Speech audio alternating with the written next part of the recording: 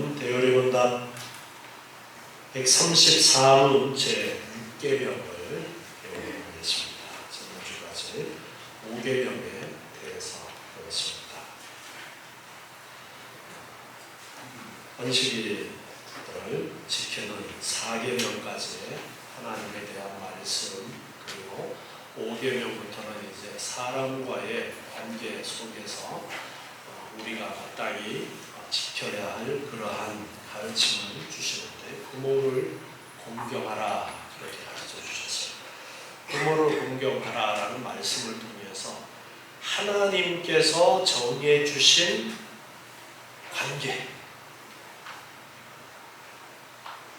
우리가 여러 관계를 맺으면서 살아가는데, 그러한 관계를 우리가 만든 것도 있고 나도 모르게 형성된 그러한 관계들도 있지만, 그러한 관계 속에서 수직적인 관계, 수평적인 관계, 여러 관계들이 있는데, 그러한 관계가 다 하나님의 허락하심과 계획 가운데 나에게 이런 일이 주어졌다라는 것을 알고 자기의 위치를 올바로 깨닫고 그 위치에서 마땅히 해야 될 일을 잘 행하라고 그렇게 가르쳐 주시는 것이 5계명의 참된 뜻이다라는 것을 우리가 알아야 되겠습니다.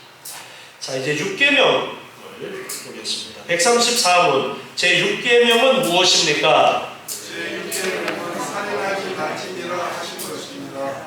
살인하지 말라라는 말씀입니다. 살인하지 말라라는 이 말씀은 믿지 않는 사람들도 살인해서는 안 된다라는 것을 잘 알고 있고, 살인했을 때는 거기에 합당한 벌을 내려서 살인을 막으려고 하는 것이 일반적인 대부분의 국가에서 또한 하고 있는 그러한 일들입니다.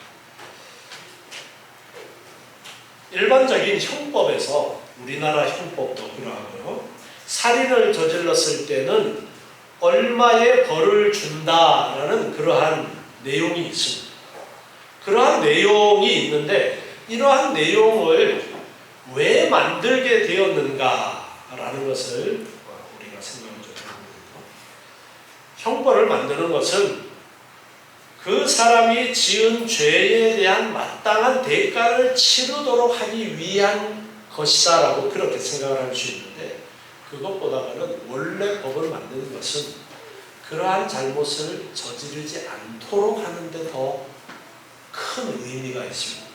이런 죄를 지으면 이와 같은 형벌이 있으니까, 형벌의 기준을 보면은 어떤 형벌들은 얼마 이하의 형벌에 처한다라고 되어 있는데, 또 어떤 죄들은 얼마 이상의 형벌을 가한다라는 그러한 법조항이 있어요. 무거운 그러한 죄에 대해서는 징역 몇 년 이상, 벌금 얼마 이상, 그런 식으로 되어진 법도 있습니다. 그러한 것들은 다 그러한 잘못을 방지하고자 하는 데에 그 의의가 있는 것입니다. 그런데 그 죄의 값이 이런 것이다 라는 방향으로 잘못 생각하는 그런 경우도 많이 있어요. 하나님께서 율법을 주실 때에도 율법을 말씀하시면서 이런 죄를 지은 자는 반드시 죽여라. 바로 5계명에 있었던 부모를 공경하지 않은 죄에 대해서도 부모를 못되게 구는 그러한 자들에게는 돌로 쳐서 죽여라 라는 그러한 명령을 하나님이 내리셨습니다. 그만큼 그 죄가 무서운 죄니까 그러한 죄를 짓지 않도록 하시려는데 하나님의 뜻이 있다라는 것을 우리가 알아야 되겠는데요. 6계명에서는 이제 살인을 금하시고 있습니다. 자, 그러면 135문을 보겠습니다. 제6계명에서 요구된 의무는 무엇입니까? 제6계명에서 요구된 의무는 우리 자신들과 다른 사람들의 생명을 보존하기 위해 주의 깊은 연구와 합법적 노력을 아끼지 않는 것인데, 그것은 의의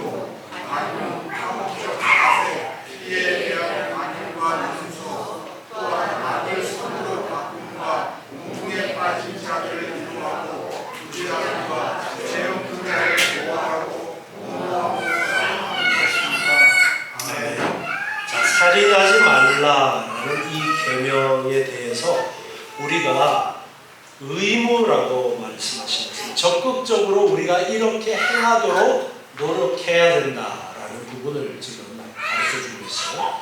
우리가 어떻게 적극적으로 이 살인하지 말라라는 이 계명을 생각하면서 행해야 되느냐라고 할 때에 우리 자신들과 다른 사람들의 생명을 보존하기 위해서, 우리의 생명과 다른 사람들의 생명을 보존하기 위해서 하나님께서는 생명에 대해서 상당한 무게와 의미를 부여하셨어요. 왜 생명을 이렇게 하나님께서 소중하게 말씀하시느냐 하면은, 생명은 누가 주신 거예요? 하나님이 부여해 주신 거예요. 특별히 사람의 생명은 동물들의 생명과는 다른 것입니다. 동물들의 생명과 다르게 사람의 생명은 하나님께서 흙으로 빚으신 후에 생기를 불어넣어서 생명이 되도록, 영을 가진 그러한 생명체로 살아가도록 하나님께서 하셨습니다. 그래서 인간의 생명에는 하나님의 호흡이 들어있고 하나님의 형상이 담겨져 있는 것입니다. 그렇기 때문에 인간의 생명과 동물들의 생명은 전혀 차원이 다른 거예요. 요즘 동물 학대하면은 벌 받는데, 동물 학대하는 것하고 사람 학대하는 것 어떤 게 더 벌이 무거워야 되는 거예요? 사람 학대하는 게 더 벌이 무거워야 돼요. 사람을 해치는 동물이 있어요. 어떻게 해야 돼요? 죽여야 돼요. 그런데 사람을 해친 동물을 동물 보호한다는 사람들이 감싸고 돌아요. 이 개만도 못한 인간들이에요. 누가 개만도 못한 거예요? 개한테 물린 사람이 개만도 못한 거예요. 그런데 그 개를 감싸는 인간도 개만도 못한 인간이에요. 제가 이렇게 심한 말을 하는 거예요. 어떻게 인간의 생명과 동물의 생명을 그렇게 구분할 줄 모르는지, 집에서 뭐 동물들 키우시는 분들 많겠죠. 이쁘죠. 저도 강아지 무척 이뻐합니다. 우리 아이들도 집에 강아지 한 마리 키우자라고 막 노래를 하고, 저 다 큰 딸들이 강아지 인형을 며칠 전에도 한 마리 사왔어요. 저는 그 강아지 인형을 안고 텔레비전 보고 있고. 그렇지만 동물과 사람은 전혀 다른 거예요. 사람은 하나님의 형상으로 지음받았고, 예수님께서 하나님을 강조하셨죠. 예수 그리스도 안에서 하나 되어서 하나님의 나라에서 하나님과 함께 살도록 하나님이 계획하신 것이 인간이에요. 그런데 어디 개나 고양이 같은 동물들을 하고 빗댈 수가 있어요. 그래서 생명을 하나님께서는 소중하게 말씀하고 있습니다. 자, 그래서 생명을 말씀하면서 피를 같이 먹지 말아라 라는 그러한 말씀을 하셨어요. 피에 생명이 있으니까 피를 같이 먹지 말아라. 그러면서 동물들 잡아서 먹을 때도 피를 흘려버리고 먹어라. 그렇게 말씀하고 있어요. 그 말씀이 피 먹으면 안 된다라는 그러한 말씀일까요?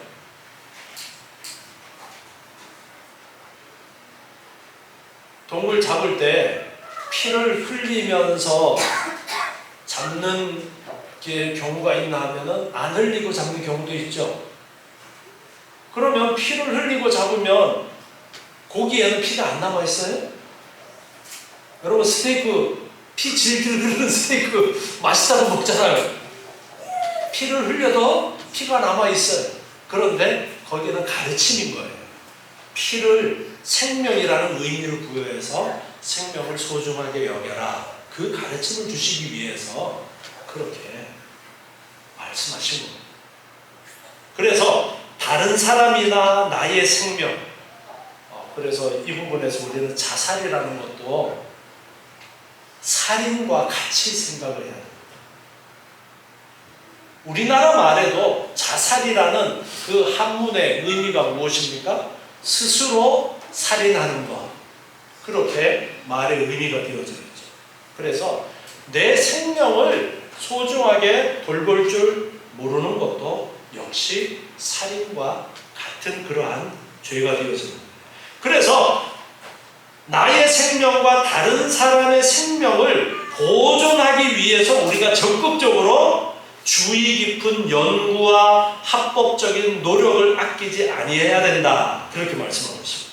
생명을 보존하기 위해서 주의 깊은 연구와 합법적인 노력을 해야 된다는 거예요. 질병에 대한 연구를 합니다. 의사들이 질병의 원인과 예방에 대해서 연구하고 또 생명을 구하고 고통을 예방하는 그런 약을 개발하기 위해서 연구를 하고요.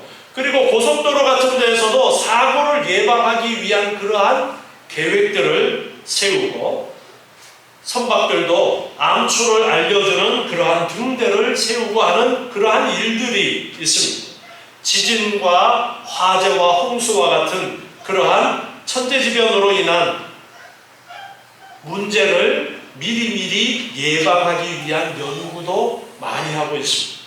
이렇게 생명을 보존하기 위해서 연구하고 합법적인 노력을 기울여야 된다라고 말씀하고 있습니다.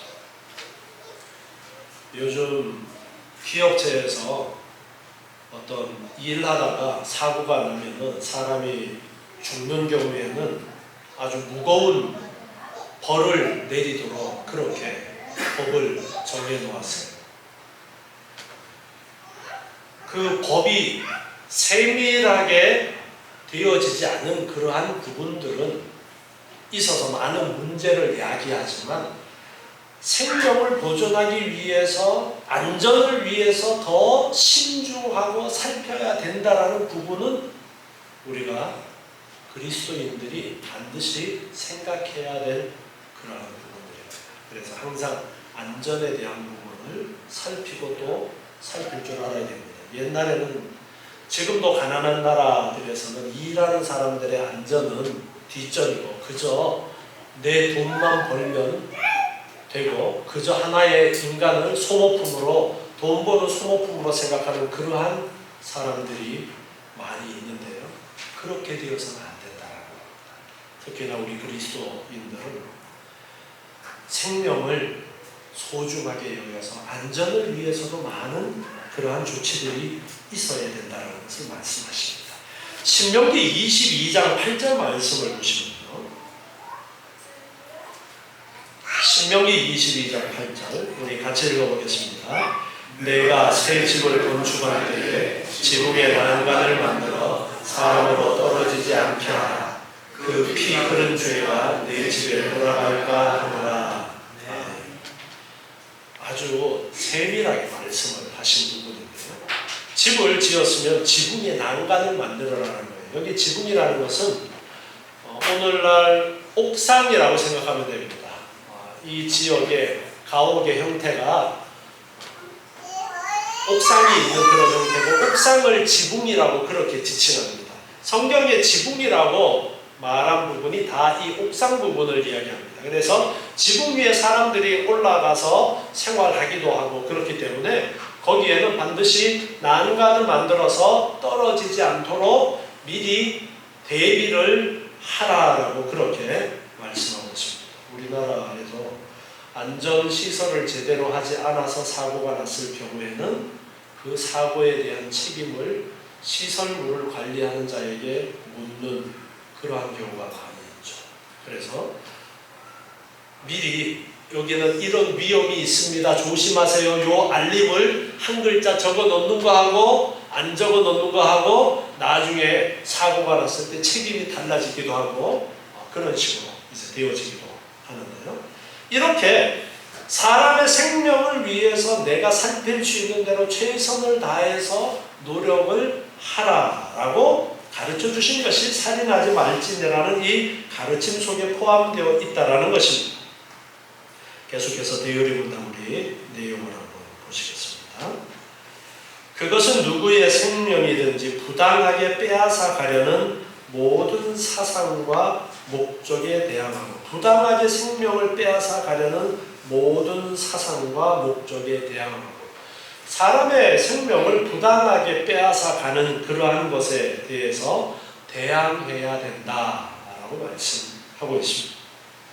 모든 격분을 억제하고 그런 모든 경우와 시험과 습관을 피함으로 폭력에 대한 정당 반유와 하나님의 징계를 조용한 마음과 즐거운 마음으로 참아 견디는 것. 모든 격분을 억제하라. 이 부분에 대해서 에베소서 4장 26절 말씀을 보면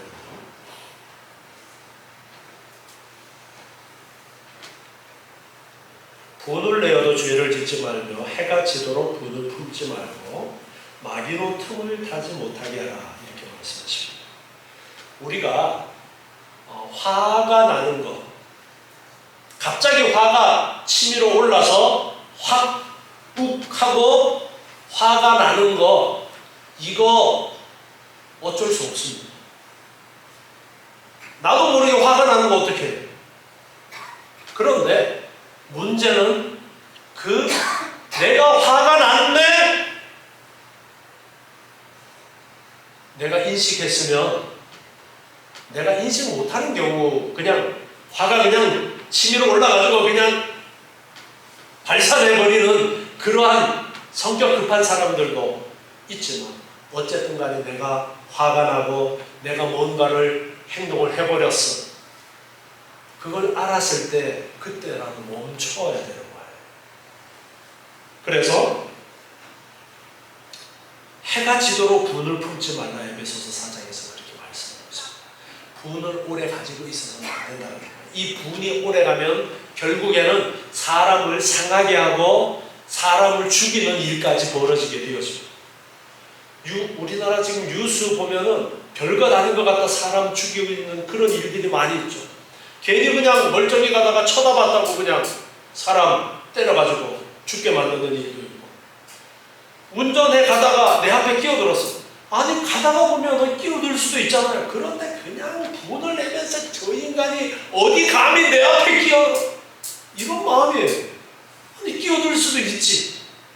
상황에 따라서 내가 그쪽 지리를 잘 몰라서 가다가 아이고 갑자기 끼어들어야 되는데 끼어들 수도 있는 거고, 그런데 그걸 갖다가 그냥 분을 내고 계속 쫓아오고 난리를 피우고.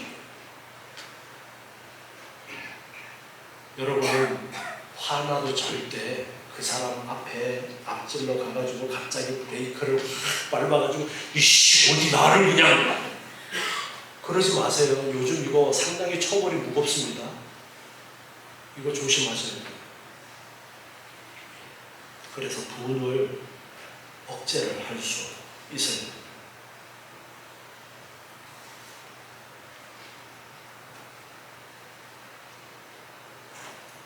그리고 마음의 평온과 영적 즐거움, 그리고 고기와 음료와 약과 수면과 노동과 오락을 절제 있게 사용하는 것. 여기에 고기와 음료와 약과 수면과 노동과 오락을 절제 있게 사용하는 것을 했어요.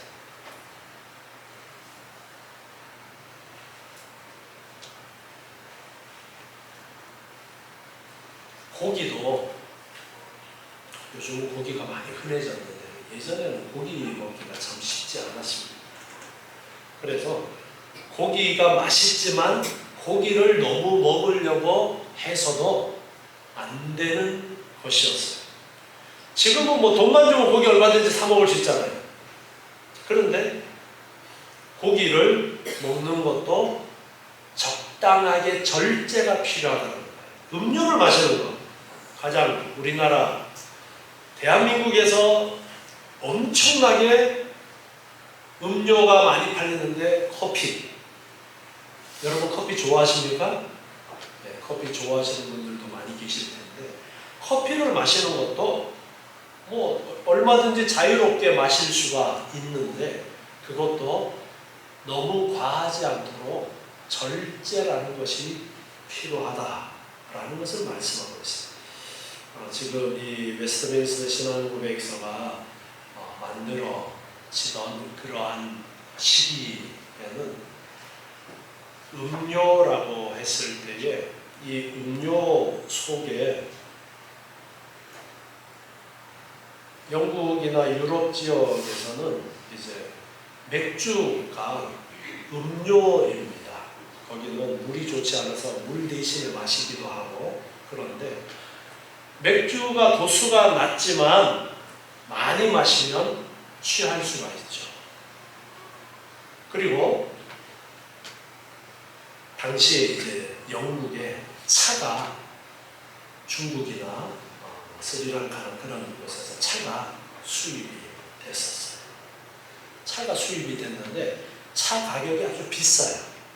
커피보다가 차가 먼저 많이 보급이 됐었는데 이 차를 좋아하지만 차를 마시려고 하다 보면 차값이 엄청 비싸니까 잘못하면은 재산이 거들나요. 차를 너무 마시는 거예요. 이런 생활에 아무것도 아닌 것 같지만 우리가 절제라는 것이 필요하다는 거예요. 절제하지 않게 되어지면 결국에는 도수가 낮은 음료 같은 맥주도 많이 마시게 되면 취해서 절제를 더 잃고 사람을 해치는 문제가 일어나요. 우리나라에서는 술은 왜 먹는 거예요? 취하라고. 네, 우리나라 사람들은 술을 취하려고 먹는 것 같아요. 외국의 대부분의 나라 사람들은 술을 그냥 즐기기 위해서 먹는 경우가 대부분이에요. 그런데 우리나라는 술을 마셨다 하면 그냥 가도록 마셔야 끝나요. 아주 잘못된 것입니다. 술 취하면 절제력을 더 잃게 되어지고 온갖 범죄가 일어나게 되어지고 살인할 수 있는 그런 문제가 생겨날 수가 있습니다. 약도 지나치게 사용해서는 안 되는 것이고 그리고 수면도 말씀하고 있어요. 잠자는 것도 이것도 절제가 필요해요. 너무 안 자도 문제예요. 너무 자도 문제예요. 그리고 노동에 대해서도 말씀하시죠. 노동이 절제가 필요합니다. 이거 이제 우리 대한민국의 사람들에게도 이 노동의 절제가 필요해요.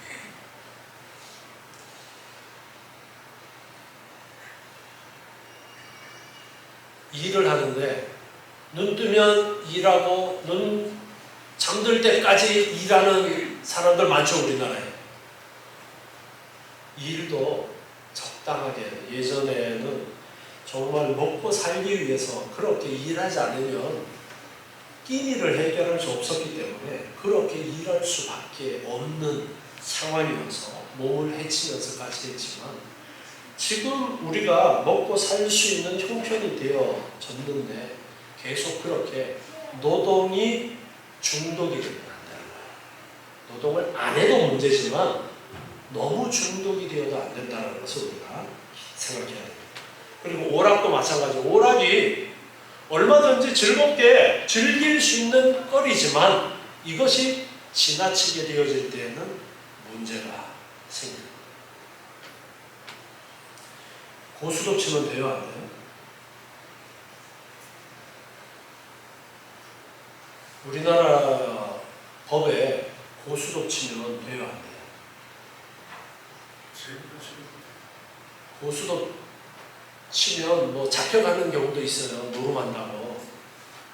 뭐 점당 얼마 뭐 기준이 정해져 가지고 뭐 있기도 하고 하는데 뭐 재미로 할 수 있잖아요. 노인정에 가면 어르신들 10원짜리 점당 10원 하잖아요. 근데 10원짜리 점당 10원 하다가도 싸운다고 난리 나죠. 네. 근데 다시는 저 인간하고 고수도 치나가죠. 며칠 동안 노인정 안 나가고 막.